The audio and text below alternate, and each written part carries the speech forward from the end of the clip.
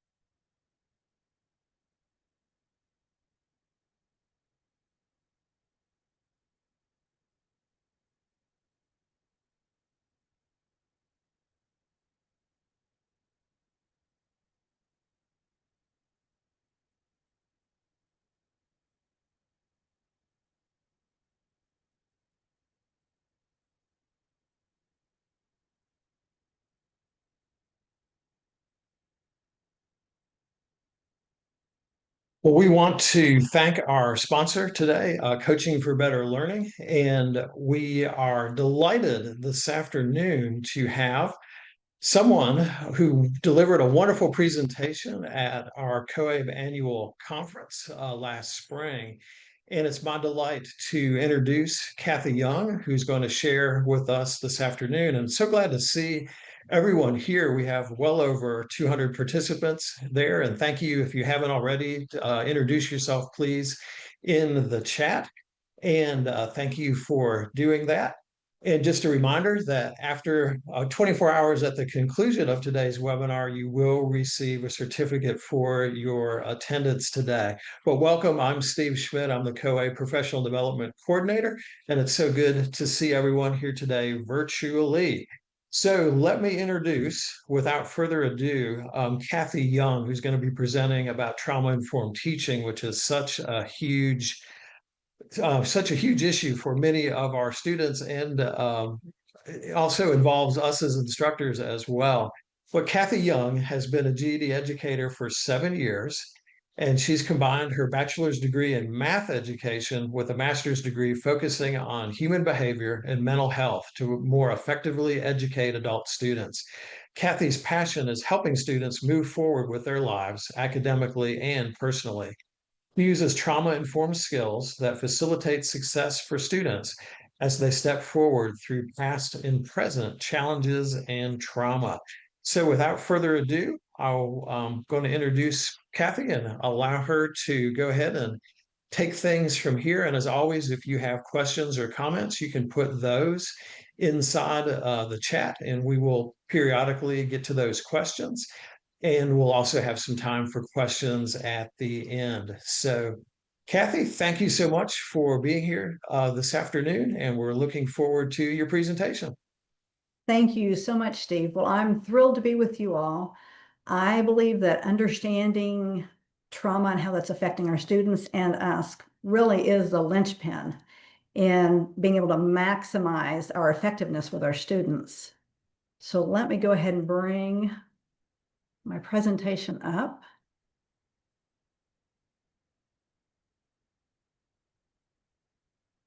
And do I have it in presentation mode? It's not giving me that option this time. Well, Steve and I worked on it and it showed up presentation mode. Oh, there we go. Okay, excellent. I don't have to click that then. So what we're going to look at here for the next few minutes, teaching through triggers and traumas, theirs and yours. So as the title acknowledges, most, if not all of us, have trauma somewhere in our story, whether it's in your past or it's in your present. So as I'm talking today, I'm very aware of that. Everything I say, as you would expect, will be trauma informed. And I'm going to still say, listen to your body. So if you feel like you need to stand up, then stand up. If you need to walk around while you're listening to this, go get a drink, anything like that, please listen to what your body's saying and take care of yourself as you're hearing these things. And then as I talk about our students, please do not hear me othering them. We have the most amazing student body. And I'm not treating them as anything different than us. I've just acknowledged we all have trauma. So when I talk about them as a group, it's because that's why we're here. That's what brings us all together. But I'm not speaking about them like they're anything different than us. The biggest distinction that I generally find is that our student body has fewer resources. They are under-resourced, in fact, and you will hear me talk about resources a lot throughout this presentation. I think it's a really important piece for us to recognize. So how do we teach effectively, recognizing we have our own experiences, they have their experiences, and on both sides of it, we get triggered sometime. I hope I'm going to give you some good practical, research-based understanding of what's going on, and then B, skills and resources that can help you teach more effectively and live your life better. So let's look at this concept here. Big T trauma and little t trauma. It all counts. Trauma is what happened to me and what didn't happen to me or for me. I appreciate this definition from Dr. Judith Herman. She's one of the pioneers in trauma research. And she said that traumatic events overwhelm the ordinary systems of care. So things become traumatic when we don't have the resources to deal with them. Again, we're back to that word resources, right? It's important to recognize that. And then the concept of big T trauma, so to speak, and little t trauma. Again, very research-based and so helpful. Big T trauma is single event trauma, like a car wreck, an assault, a natural disaster. And we can recognize the effect. One of the pieces with that makes it simpler in dealing with is I can say I was like this, then this event happened, and now I'm like this. And so it's more recognizable. What flies under the radar sometimes is what research refers to as little t trauma. So these are quote unquote lesser events. Now, don't hear me saying less than or unvaluable. I'm giving the absolute opposite statement. These lesser events that continue to happen time after time, and it's the chronicity. And what research has shown is that these events stack up and affect us like big T trauma. You can have PTSD from little t trauma, the way it just continues to happen. So what are some of the examples of little t trauma? It could be bullying. It could be abuse. Now, both of those if situations may have big T trauma moments. There could be, you can think through what some of the explosive big T moments in those situations can look like. And those certainly need to be honored and recognized. But sometimes we neglect the fact that these lesser things are happening. I'm constantly being intimidated. I'm consistently being threatened. I'm being belittled. I'm being berated, name calling, being yelled at, being demeaned. Those situations, those experiences will stack up and affect us like big T trauma. So we need to honor that in our own story and for our students. Two other experiences that are really meaningful within our student body. One is racism, and another is poverty. So a poverty is especially powerful right now for us to recognize, given all of the things going on in Washington, D.C. with the possible funding of SNAP, because that's going to affect our students. Even if come tomorrow, everything is funded, it has been a traumatic ride for them, wondering, am I going to be able to feed myself? Am I going to be able to feed my family? That wear and tear is really significant. And back to the under-resourced.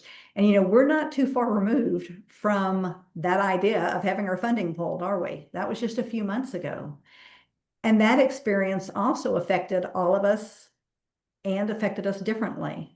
If you have a partner or a spouse who had a job, then your income being threatened or being frozen for a month may not have affected you as significantly as if you are the breadwinner in your family or for yourself, or if you own your car versus having car payments. So we can see how resources come into play, even in our own lives, and certainly for our students. In trauma neuroscience, we refer to trauma as anything that overwhelms the nervous system's capacity to cope. And so I appreciate looking at that because we're going to really look from a very basic but super helpful nervous system framework. So let's look at some of these experiences.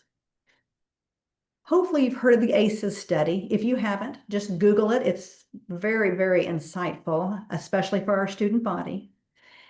They came up with 10 key experiences that when they happen from 0 to 18, they have a really significant impact because specifically they have a developmental impact. So the actual ACEs questionnaire is just 10 statements, yes or no. From 0 to 18, did you experience physical abuse? Did you experience emotional abuse? Did you experience sexual abuse? From 0 to 18, did you experience physical neglect? Did you experience emotional neglect? Remember, I said it's what didn't happen to you and for you. And then from 0 to 18, in your household, was there the presence of mental illness, an incarcerated relative, your mother treated violently, substance abuse, or divorce? So as I look at my students, I don't know the story of all of my students. I would love to know the story of all my students, but I don't know it for everyone. Of the students that I have known over the last 7 years, though, that I have known their stories, I have not had a student who had less than a 7 on this ACEs scale. And I've had a number who had several who had a 10. All of these things were true in their background. So that's something, right? That's a lot to have dealt with. And it is going to affect you developmentally. It's going to continue to play out in your life. And a couple of things that really strike me from this list. One is, you guys, the student didn't cause any of these things. That the young person in this situation, they didn't cause any of these things. And that's significant to realize that they literally were victims in these situations. The other thing is the fact that they are in our classrooms today means they have survived these. And that is remarkable and something that should really be applauded, that they have endured these kind of situations.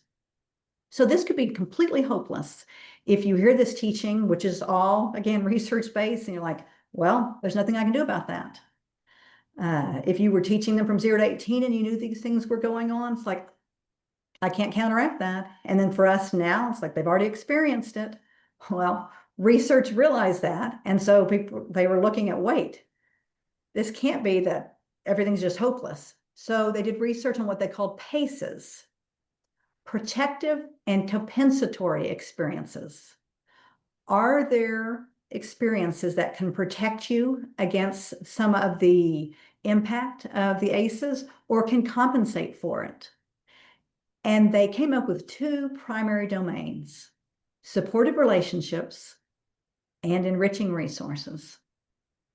So supportive relationships, that could have been playing on a team. It could have been having a grandma who showed you love, things like that. I'm going to say that today for our students, we can be that supportive relationship. I had a student about a year ago who texted me and wanted to FaceTime with me. So I taught live in our building for the first 5 years. The past little over 2 years, I have been exclusively online.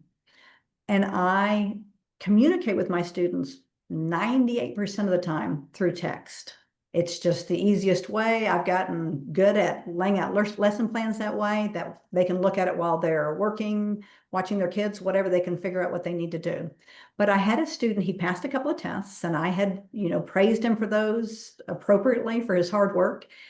And he messaged me and he said, Miss Kathy, can we FaceTime? Absolutely.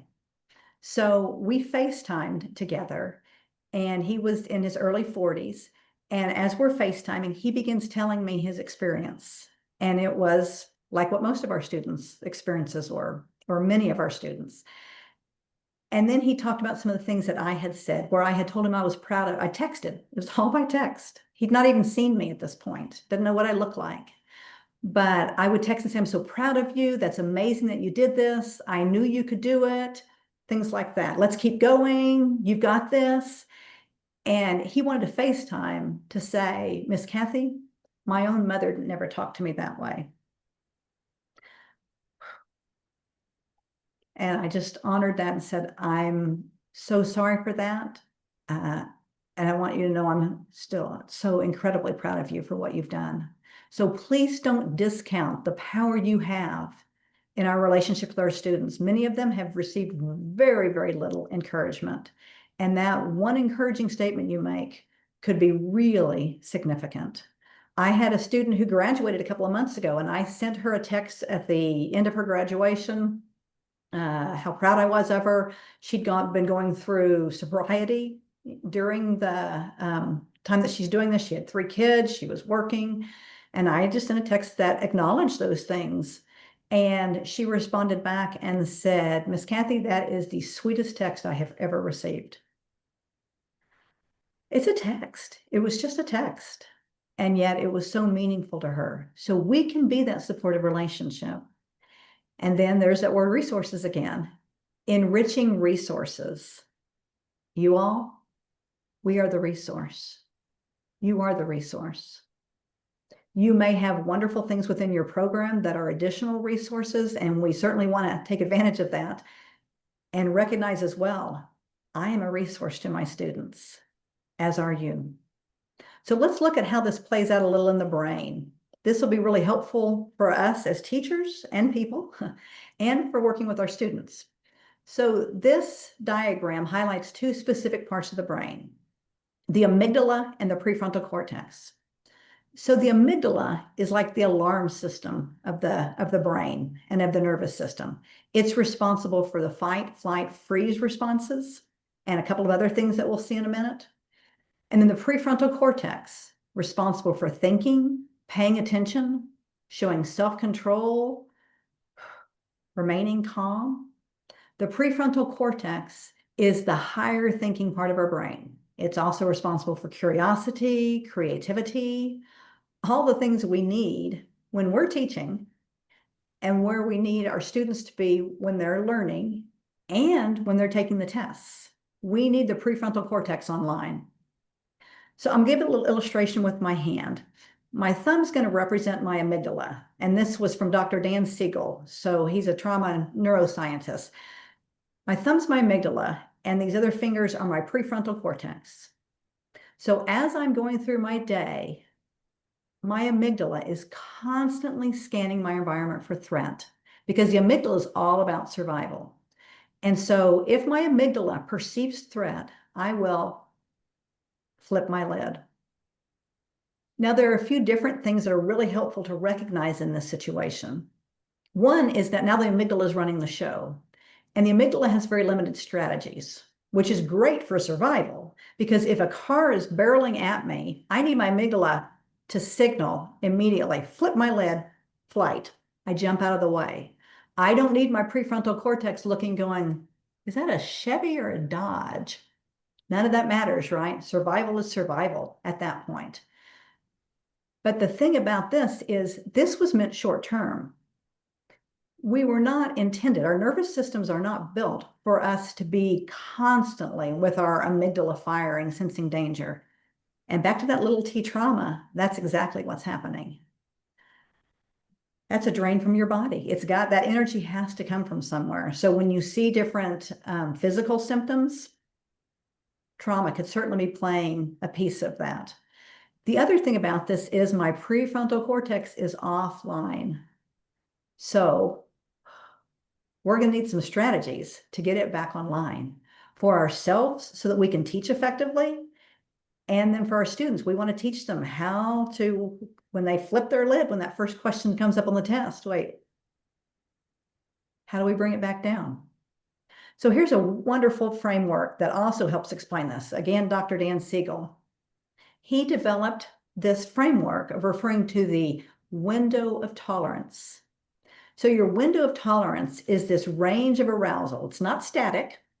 It's this range in which you can think your thoughts, feel your feelings, and remain grounded, flexible, open and curious, present, and able to emotionally self-regulate.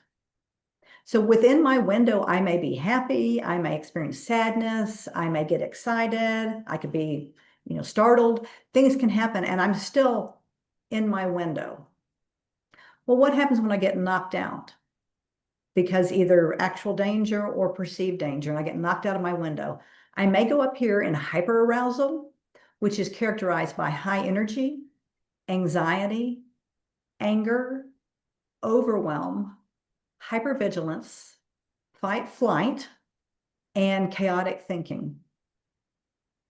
Sometimes, though, when I get knocked out of my window, I go down into what we refer to as hypoarousal, where I'm shut down, I'm numb, I'm experiencing what looks like depression, passive, withdrawn, the freeze response, which I will give you a little more information on in a minute, and shame. So we can look at those situations and recognize if I'm experiencing one of those, I'm probably either out of my window or I've only got one foot in it. And so I'm going to need to resource myself again when I'm in that situation.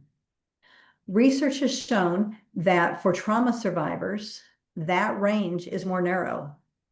And that kind of tracks, doesn't it? Because you may have noticed your students may seem a little more reactive than you think the situation warrants. Their range is smaller. Now, you literally can learn to reset your nervous system and expand that. So it's not like that's the way it's got to be the rest of your life, but it's the reality for many of our students. So what knocks us out of our window? Well, actual danger. Again, I want to be knocked out of my window. If a car is coming at me, I need to mobilize. And the hyperarousal is all about mobilization. I need that. So actual danger can knock me out of my window. The other thing that can, triggers, being triggered. This is a word that's overused in our population today, which doesn't bother me. It's just kind of funny because you hear it so much. But let's look for a second at what triggers are. Triggers are literally re-experiencing a past event. And you know that if you think about it for a second, because when you are triggered, you don't go, ah, I think triggered. You go, ah, I feel triggered. You feel it in your body. I've heard a trauma therapist refer to triggers as time portals. And that's so true. Whew, my body is right back in that painful, hurtful, harmful, whatever it was situation. And in my body, I feel like that's where I'm at right now. Now, you can get through resetting your nervous system and through a lot of intentional resourcing and things where you are triggered less often or not triggered as strongly in a situation, for sure. I'm living proof of that from my own experience. And I also know that if I live to be 90, I'll get triggered because I'm human and I have a nervous system. But that doesn't scare me because I have the resources and skills now to deal with them, and I'll be that much more resourced and stronger when I'm 90. But what we need is some skills that help us when we're triggered so that we can get regulated again, bring our prefrontal cortex back online again before we act or say something that does not align with our values. So we're going to need to build those skills for sure. Well, what happens if we get triggered or if there's actual danger and we're going to have a reaction to a perceived threat? I've underlined the word perceived because that's really important. Like I said, the amygdala is looking for the perception of threat because it's trying to keep us safe. It's trying to help us survive. So if it perceives danger, it's going to sound the alarm. So that's especially important in our classes because you may work really hard to make your classroom a safe environment, and I hope you do. And specifically, the part that you can completely control is you being a safe person. And I hope you make intentional steps towards you being a safe person. And our students may still perceive threat. So let's look at how that might play out. Here are 4 well-known reactions to perceived threat: fight, flight, freeze, and fawn. So the fight response, coming at the threat. Flight response, running away from the threat. Freeze is actually really interesting because it's opposing forces. It's I have to, but I can't. I have to do this, but I can't. But I can't seem to make myself do it. And then fawn. Fawn is the please and appease response. It's trying to mitigate the danger. So I want to illustrate this. I want you to think of the sweetest little puppy that you can imagine. Even if you're a cat person, surely you've seen some little puppy some point that you thought, well, it's kind of cute. So think of this sweet little puppy. Now, suppose you reach your hand toward it because you're going to pet it, but it perceives danger because you're coming at it, you're reaching at it. So it may fight, it may bark at you, it may bite at you or nip you, right? It may see your hand coming, flight, and it runs and hides. It hides under the bed or hides behind its owner, but it gets away from you, gets out of your presence.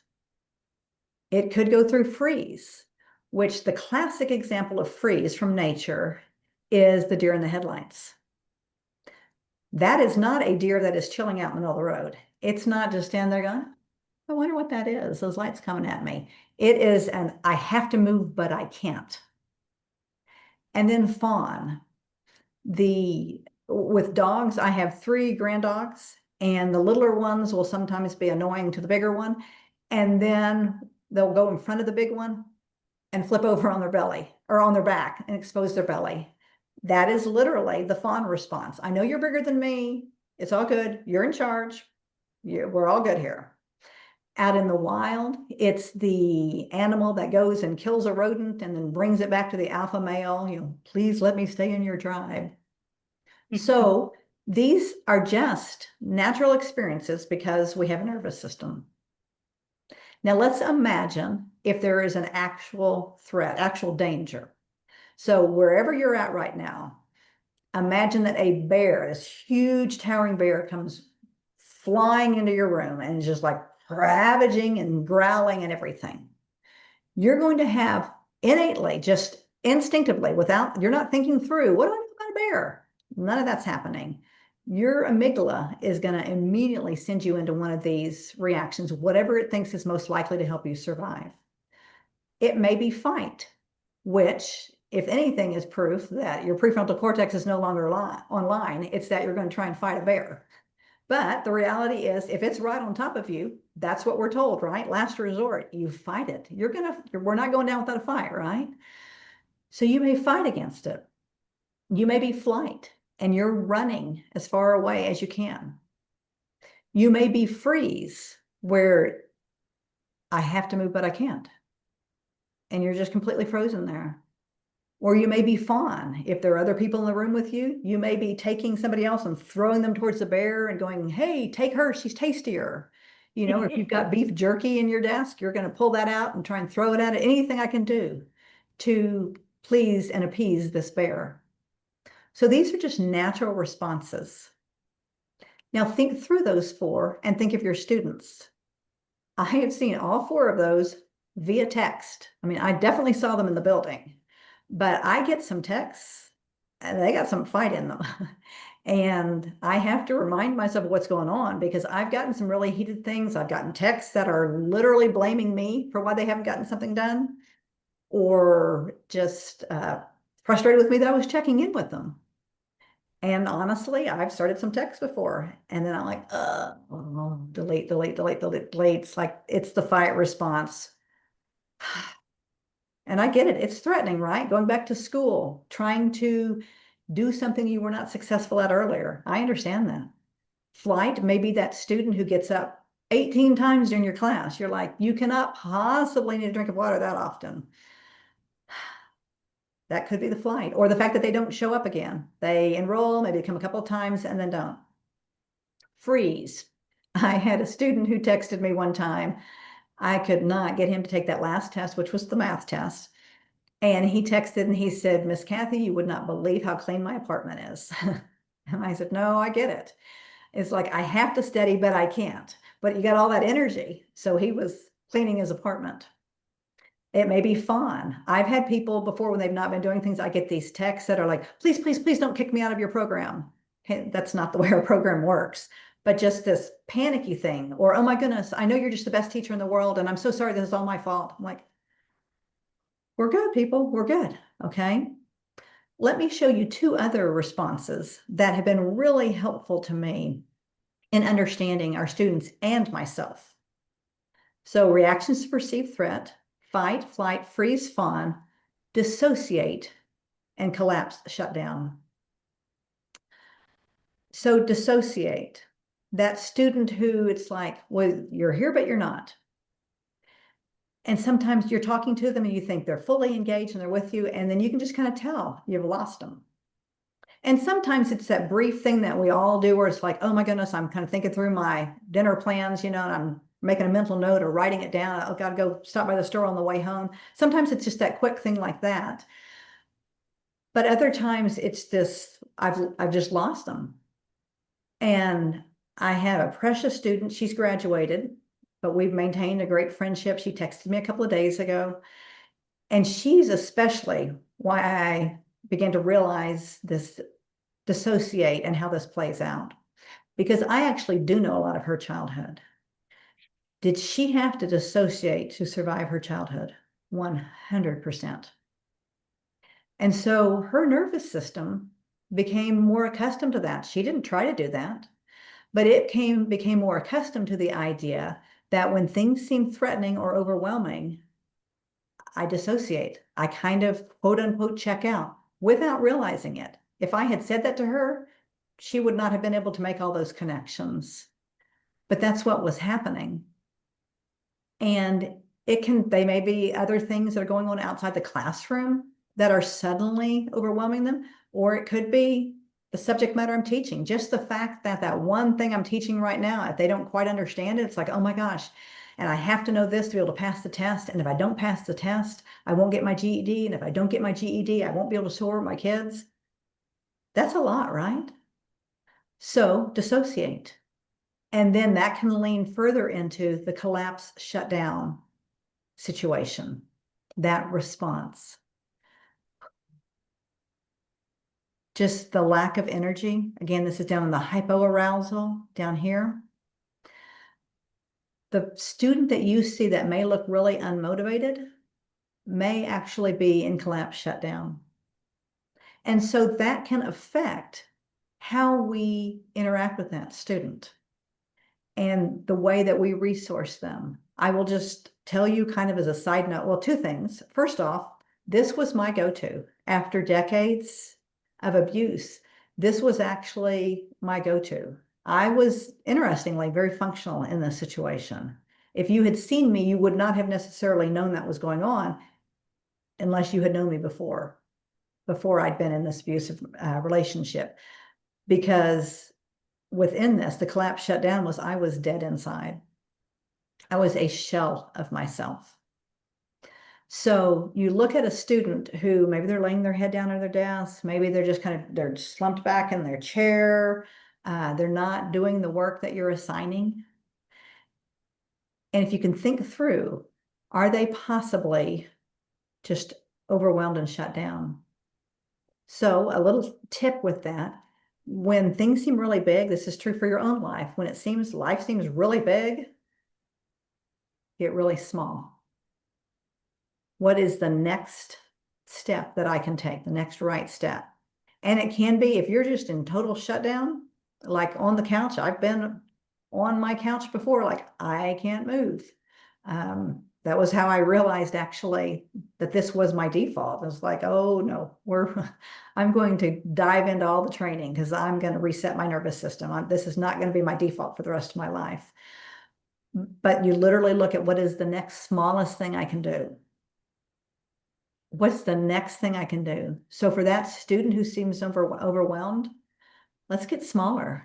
Instead of, hey, I need to take this reading practice test. Or here are, 2 worksheets on commas. Let's go smaller with, can you read this paragraph?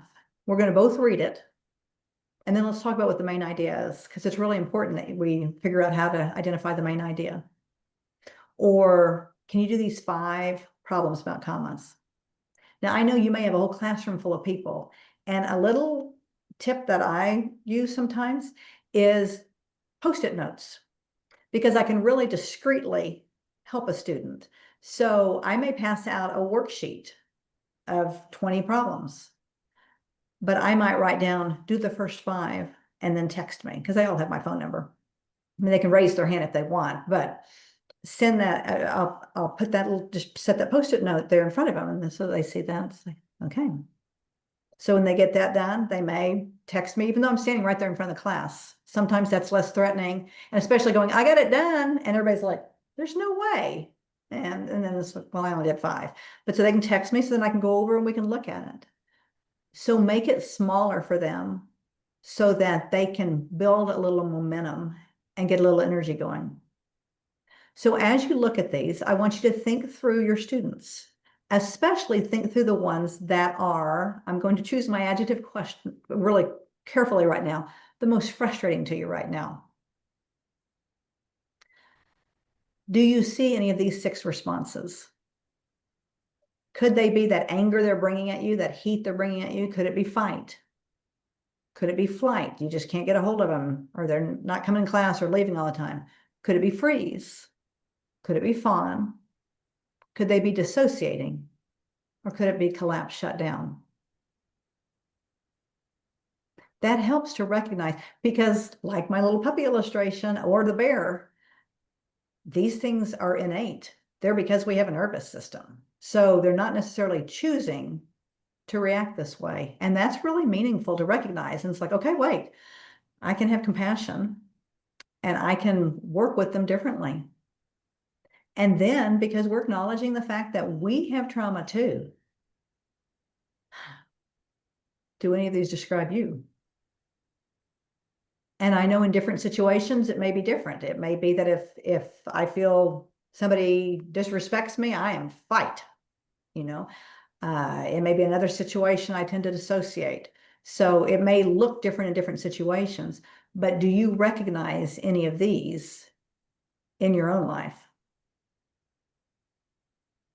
It's a helpful framework to look at and go, okay, so I'm going to need some resources in these things. And I do need to evaluate in these situations. Am I safe now? Because if I am, I want to learn how to tell my body that I'm safe. So why is this so important to understand with our students? Oh, and let me say something on the collapse shutdown. I have an online student right now who, honestly, she's not done anything yet since she's been in my program. And every time I text, she has a reason why she can't do the assignment. And I chose that word carefully, reason, not excuse, because everything she says is valid. Remember, under-resourced? My goodness, God bless her. She has had so many things happen, and it's just thing after thing, and there is no safety net. And so I've actually just started texting her with a, hey, just checking on you. Because I know we're not going to get school done right now. I don't say that part to her, telling you all that. I'm just, hey, just checking on you. Last week, it was a discouraged text that she got back from me, or I got back from her. A couple of days ago, hey, just checking on you. How are you? And she responded back, not good. So I said, I'm so sorry to hear that. Tell me what's going on. She lists 8 or 9 things. Any one of them would be overwhelming, but all things that are happening. And I'll be honest, my first thing was, I am so sorry. Please, can you call our office? Because we have a resource officer. We want to get some things around you and try and help with some of these things that we can fill in. That's a reasonable response, right?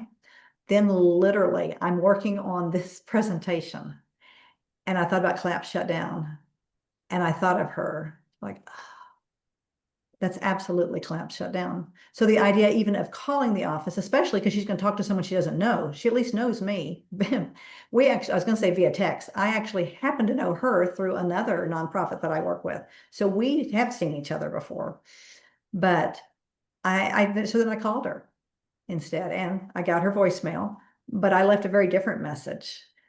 Hey, we're going to look at what resources we have available. I'll go get them and bring them to you. Because she's in collapse shutdown. The idea of I'm going to call someone else who may or may not help, it's too much. And so we want to look at that with our students. That person that seems really unmotivated, if they are showing up at your class, my goodness, that's amazing. That's something to be acknowledged and praised that they keep coming. So why is this important to understand? Again, I'm trying to be safe. Well, because learning is vulnerable. Even if I'm a safe person, learning is inherently vulnerable because I'm saying, I don't know something.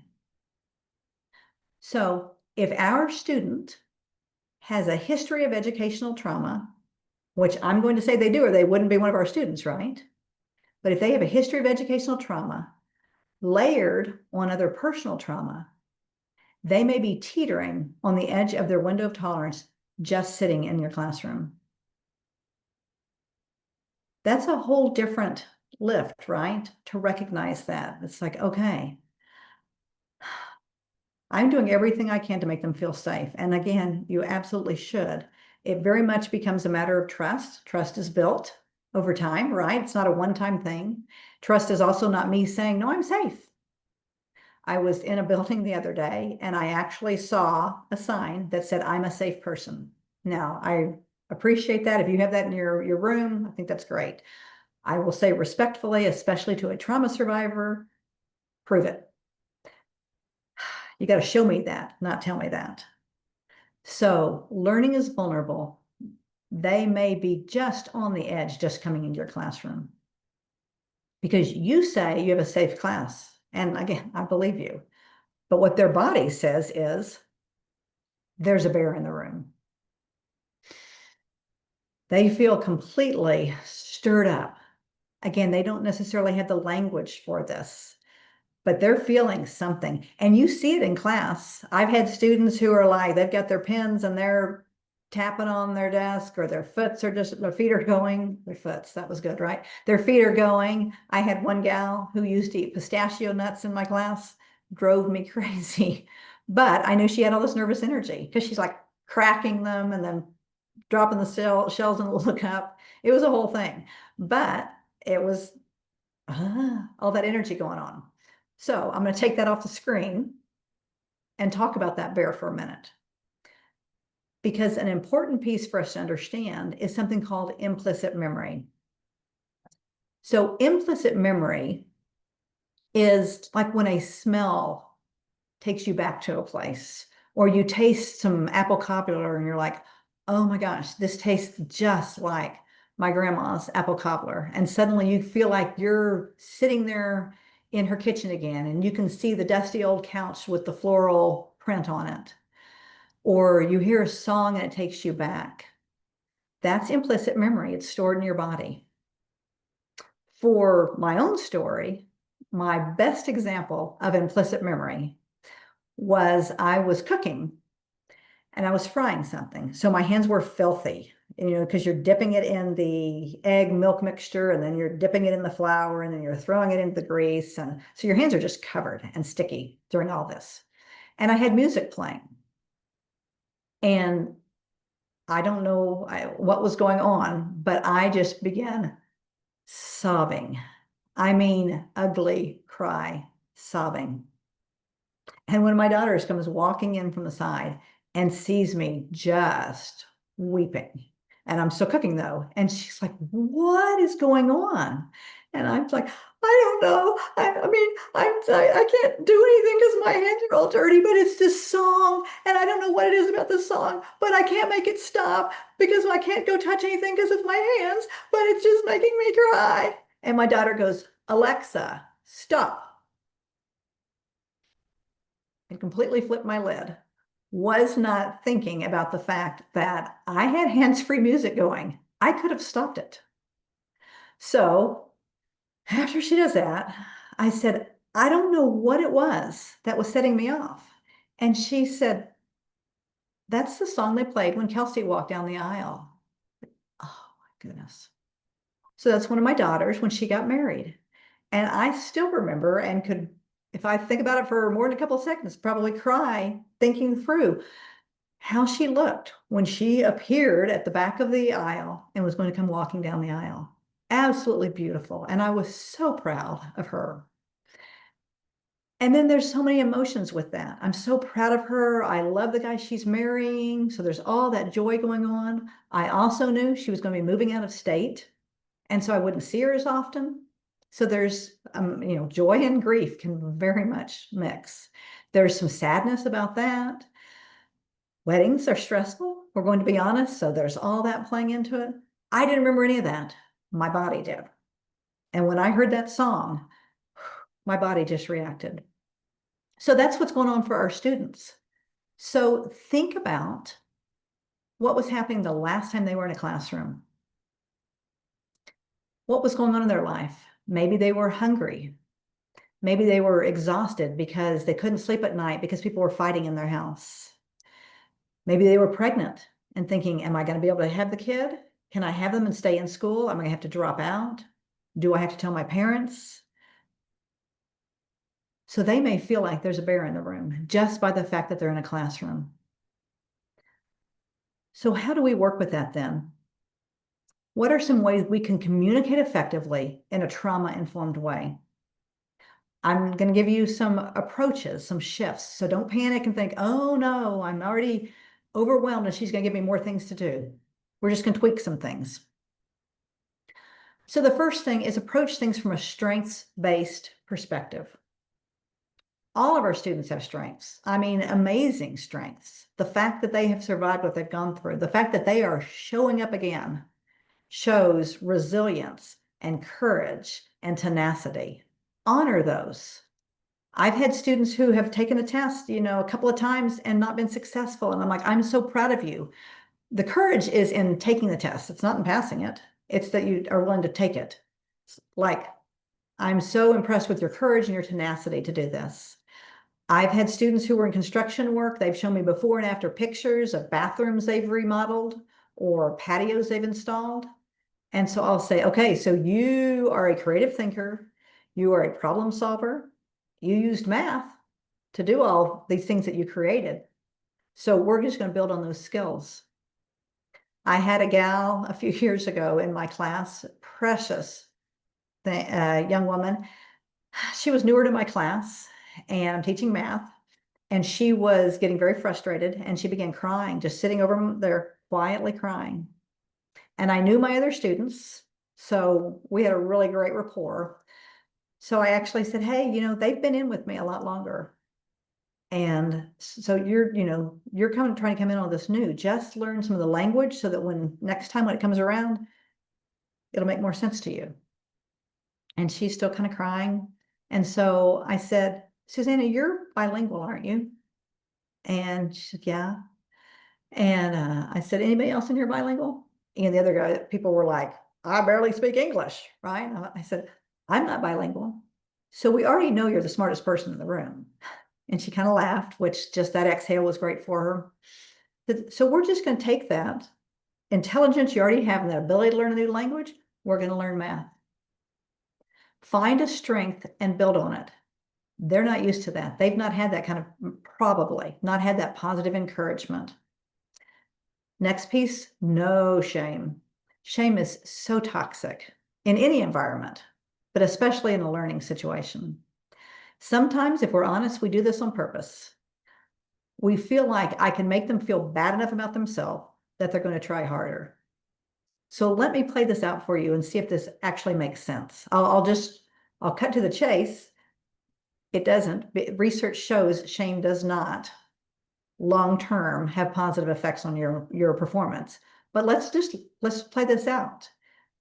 I have a student and I say, I hope tomorrow you come back and you try harder. And I think he's probably going to come back tomorrow and try harder for me. Absolutely not. That's not the way that's going to work. Shame is not going to help. Shame can also be a tone of voice. I love fitness classes. When I'm done with this, I'm going to go work out. And I've had fitness instructors before who you're doing really hard things during the class and they're like, come on, you can do it. And I'm like, I think I can, and you keep going. And then I've had the ones who go, you can do it. And they're like kind of shaming me with it. And I'm like, I don't like your tone. And I don't think you think I can. So tone of voice can really convey a lot. So please be mindful of things that you may say that sound shaming or the way you say things. The next thing is to avoid using this 4-letter word. Now, if we were together, we'd all guess on this. And I'll just tell you, I declared in my math class that the F word was fractions because it's like we need to have some level of decorum in a learning environment, right? So my 4-letter word here is easy. Now, you may use that word, well, for one thing, you may use it in a shaming way. Like, come on, this is the easy part. I actually had a high school math teacher who very much taught that way. She would be doing this crazy, she was my calculus teacher, this crazy problem. And then she'd get down to the algebra part and she'd say, well, this is just Mickey Mouse algebra. And she wouldn't even do it. And I'm like, I don't know that I know the Mickey Mouse algebra part. It was very intimidating. It is amazing to me that I still became a math major.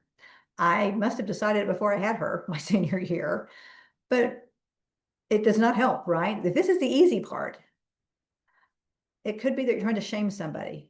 You could also be using it thinking you're being encouraging. And you're like, come on, okay, so this is the easy part. But what if it isn't to them? Oh my gosh, I don't understand the easy part. I'm screwed when we get to the hard stuff. So I avoid the word easy. I will use the word simple or foundational. So sometimes in math class, I'll say, okay, so this next concept, it's not easy, but I'm going to make it simple by giving you 3 steps. I don't want them to think, I can't do the easy stuff. I'm doomed. So I just don't use that word. The next piece is no competition. I know you might play Jeopardy or do a Kahoots survey or something for fun, and that can be fine at times. But just be mindful about the idea of quote unquote pitting one student against the other. I don't see a lot of value in, and I don't think your students will either, in finding out who's fastest and who's slowest in your class. And I mean slowest in terms of solving problems. That's just, I don't see the benefit to either side really in that. And what I see is it's shutting people down. It's like, oh my gosh, I'm not as good as he is. Who cares? If you have 10 students and they all take the test on the same day, all 10 can pass. It's not like, well, the top 8 scores pass, we graded on a curve, and sucks to be the bottom 2. You had a good score, but not good enough. It doesn't matter. So create an environment where everybody's working together and supporting each other and not competing against one another. You don't have to be the smartest person in the room. You just have to pass the test. And then self-agency, giving your students voice and choice. Now, like I said, I'm online. I let my students choose which subject they do first. I narrow it down because they have no idea. It's very broad and can be overwhelming. So I will usually send a text and say, hey, do you want to start with social studies or science? Those are the 2 we tend to have the most success with quickest.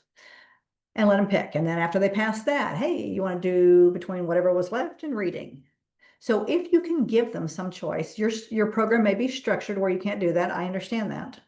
But it does help if you can give them some voice and choice, some ownership of their own schooling. So what are some resources then that can help us? Taking those approaches, and then let me give you a couple of skills that sincerely are life-changing. I've used this today for myself and for someone and teaching someone else. I teach these things everywhere in every setting that I'm in. The first is breathing. Now, I know some people teach box breathing. You breathe, inhale for 4, hold for 4, exhale for 4, hold for 4. That's great. I actually teach inhale for 4, exhale for 6. Again, I'm all texting. I'll get a text that sounds super frantic of somebody about, I don't know how I'm gonna get this done, and I can't do this, and I don't understand this and all this stuff. And I'll text back and say, hey, I get it. It's a lot. I get it. Try this with me for a minute. I'm going to do this myself after I text you. You try this too. I want you to inhale through your nose for 4 seconds. And then I want you to exhale through your mouth for 6 seconds, like you're blowing out a candle. And I'll tell them to do that. I want you to do that 4 times and then text me back. So together, I want us to do this. We're just going to do it 2 times. So we're going to inhale for 4 seconds. Exhale for 6.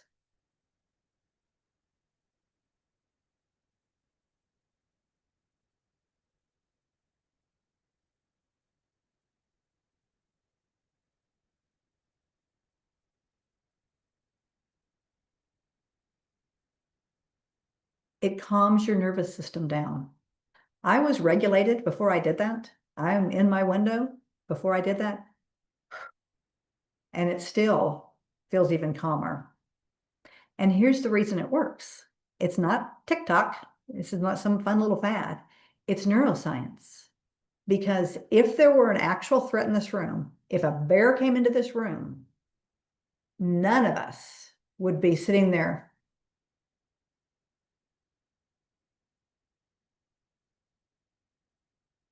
None of us.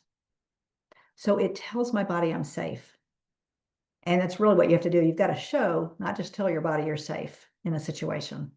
I had somebody yesterday pass the last test, graduated, and I texted her beforehand and I said, breathe, breathe, breathe, and answer every question.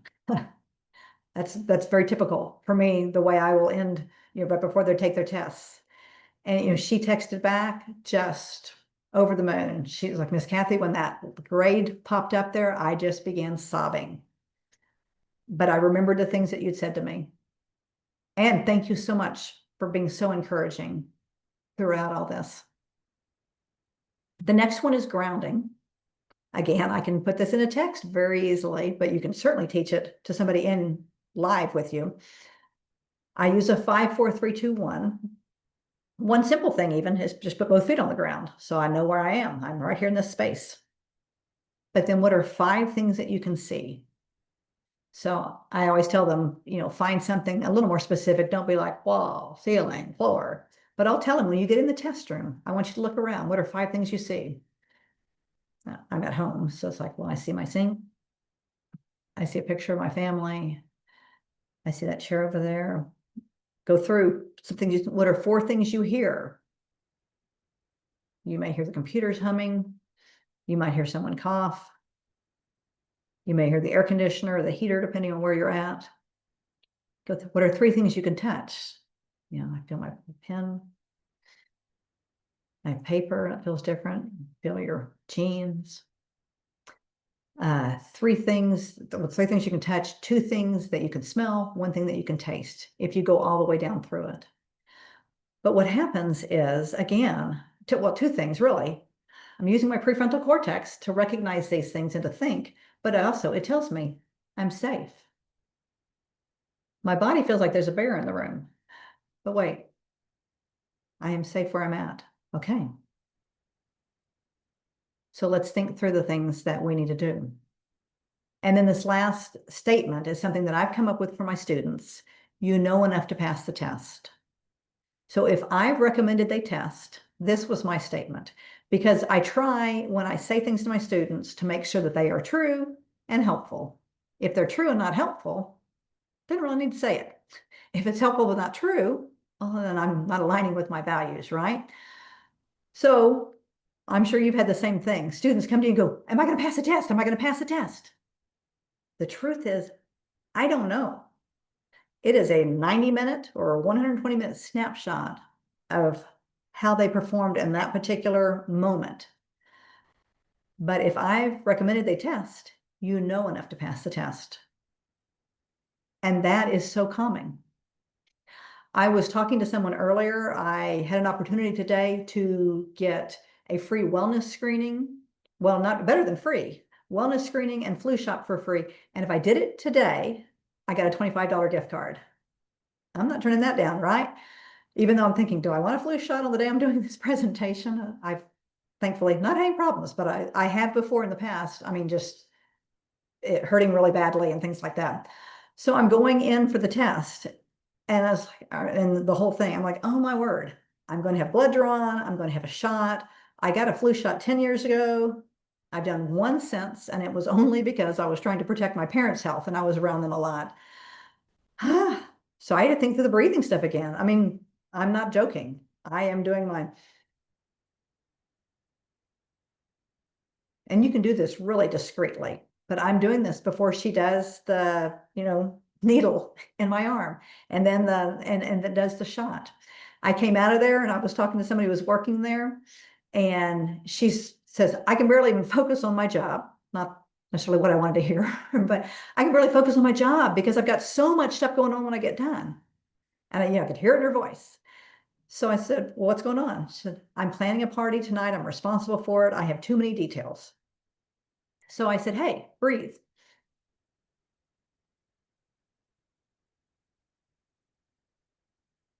She did it one time and goes, oh my gosh, that feels so much better.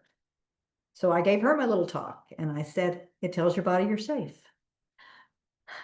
I saw her maybe 15 minutes later and she said, hey, you know what? I wrote down the stuff I have to do and I created a timeline. I said, it's doable. She goes, it's doable. There you go. That's the kind of, enough to pass the test. It's doable. You have what it takes to be successful. That's so important to our students. And then the final piece I want to leave you with is conveying this to your students. I don't say this to them, but I think it in my head, or I strive to consistently. Give me all you have today. I'll give you all I have today. Tomorrow may be different for both of us, and that's okay. So recognizing that I don't always have a full battery, right? I can come in with 80%, and I'm giving them everything I have. It's only 80%. But the truth is, for us, we have more skills. We're better resourced. We can kind of hide the gap. They cannot necessarily.